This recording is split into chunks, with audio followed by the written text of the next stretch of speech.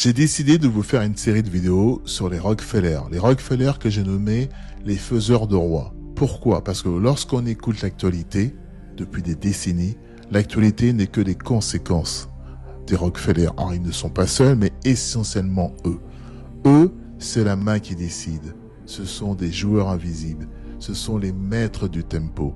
Et dans cette série, vous allez apprendre des choses édifiantes, sidérantes. Mais je ne vais pas faire ça uniquement pour vous apprendre des choses. Je vais pas faire ça pour que vous puissiez les redire le samedi soir et puis vous montrer que vous êtes une personne cultivée, ce qui est très bien. Je fais ça pour que vous ayez des arguments, des éléments pour rentrer réellement en résistance, défoncer, détruire le mensonge, parce que vous aurez de tels arguments puissants que les gens seront estomaqués. Le but, c'est de les faire douter pour qu'ils puissent aller enfin vers le réel. C'est ça la mission de ces vidéos et des autres que j'ai fait aussi avant. Parce que cette famille a une influence incroyable. Alors, j'avais déjà évoqué l'Empire Loubavitch. On va peut-être pas remonter aussi loin, mais au moins, on va dire à l'émancipation de la communauté juive, parce que la France est le premier pays qui a émancipé la communauté juive en 1791 par l'abbé Grégoire. Voilà. Mais on va dire que le tout début, entre guillemets, de nos malheurs, de ce que nous subissons aujourd'hui, vient des Rockefeller. Alors, les Rockefeller, c'est parti. Si je vous dis, un bon leader consiste à montrer aux gens moyens comment faire le travail des gens supérieurs. Eh oui, ça vient de John Davidson Rockefeller. Alors, qui étaient les Rockefeller? Alors, le tout premier des Rockefeller, c'est William Avery Rockefeller, qui était surtout avant tout un escroc notoire et un bigame. Voilà. Il a même été surnommé Bill le Diable, c'est pour vous dire. Mais bon, voilà. Ce qui nous intéresse surtout, c'est John Davidson Rockefeller, voilà, qui lui est né en 1839 et c'est le second enfant du père William Avery Rockefeller et de Eliza Davidson.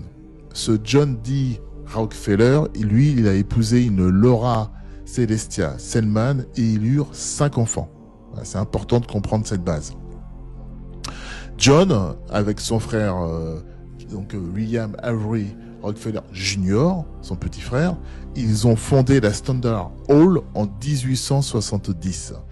Et ça a fait une des personnes les plus riches de l'histoire du monde, vous avez bien entendu. C'est surtout le John D. Rockefeller, Davidson Rockefeller, qui était le plus ambitieux. Voilà. Et il faut bien comprendre une chose. Lorsque la famille Rockefeller est impliquée dans quelque chose, on peut être sûr, totalement sûr, que c'est soigneusement planifié et sur une très longue période. C'est très important de comprendre ça. Comme je l'ai évoqué, leur fortune, elle est due au développement et le contrôle de l'industrie du pétrole. Voilà. Mais comment elle s'est créée, cette fortune? Alors ça, c'est très intéressant. Parce qu'au début des années 1900, des scientifiques découvrent que le pétrole, on peut le transformer, en tout cas il peut être utilisé ou modifié, voilà, c'est ça le bon terme, pour fabriquer d'autres produits chimiques. Comme quoi, comme produit? Alors vous avez le pesticide, vous avez l'encre, vous avez la peinture, la paraffine, les produits de beauté, voilà, mesdames, quand vous mettez vos bottes crème, là, vous mettez du pétrole sur vous, transformé, des produits d'hygiène, voilà, du plastique et surtout des produits pharmaceutiques. Tiens, nous y voilà. Bon. Et le plan des Rockefeller, lui, le plan, il visait à contrôler toute la chaîne, c'est-à-dire que la chaîne de production au raffinage, en passant par le produit fini. Vous imaginez bien, de la matière première au produit fini, avec tout ce que ça implique comme transformation dans notre quotidien, que ce soit des produits de beauté, des produits d'hygiène. C'est sidérant. Et d'ailleurs, à tel point qu'ils veulent tout contrôler, John D. Davidson Rockefeller a dit « La concurrence, c'est comme un péché ». Donc pour lui, il ne devrait pas avoir du tout de concurrence. Je répète, la concurrence, c'est comme un péché. Voilà.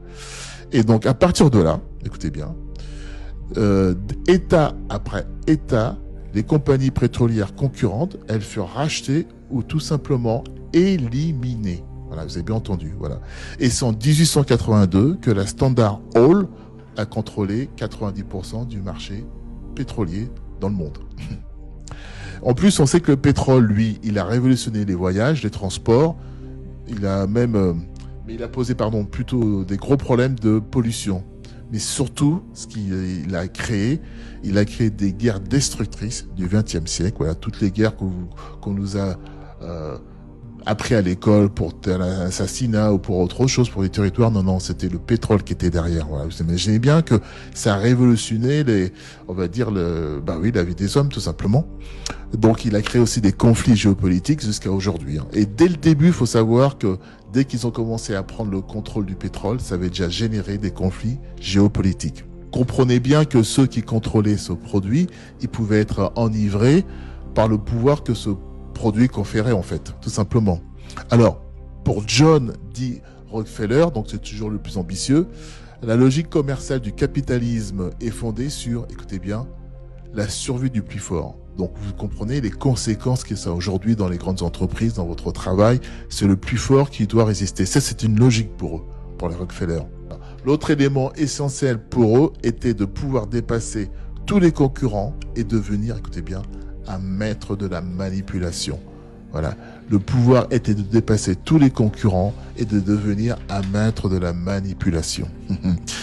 Si le concurrent ne pouvait pas être battu, il était racheté. Ça vous rappelle rien? Ce qu'on subit en France? Voilà. Comprenez bien que toutes ces méthodes datent du fin du 19e siècle. Elles sont encore d'actualité. C'est comme ça que ça fonctionne, notamment aux USA. Quand vous voyez Trump qui veut acheter le Groenland ou d'autres, c'est une tradition chez eux. Il n'est pas fou, ce monsieur. Voilà, ça s'est fait même bien avant Trump. Je continue. Alors, cependant, autour des années 1880, il y a eu une guerre des prix. Pourquoi il y a eu une guerre des prix? Parce qu'il y a eu une autre famille qui se mêlait, on va dire, dans le commerce du pétrole.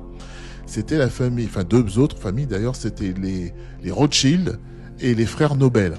Et en plus, les Rothschild, qui étaient banquiers, se sont intéressés au pétrole. Ils ont accordé des prêts très importants aux frères Nobel pour aller faire des forages de pétrole, vous savez où? En Russie. Et nous y voilà.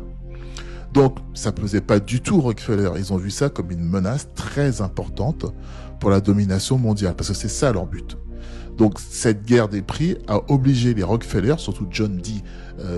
Rockefeller, à inviter qui? Le chef de famille des Rothschild, qui était le baron Alphonse de Rothschild. Et cette réunion a eu lieu à New York en 1892. Voilà. Et ils aboutirent à quoi? Écoutez bien. À une trêve, et s'allièrent, ils se sont alliés, voilà, pour les prix, voilà, et cette liaison qu'ils ont eue entre les deux familles a perduré et influencé, écoutez bien, le développement social, économique, éducatif et politique du XXe siècle à nos jours.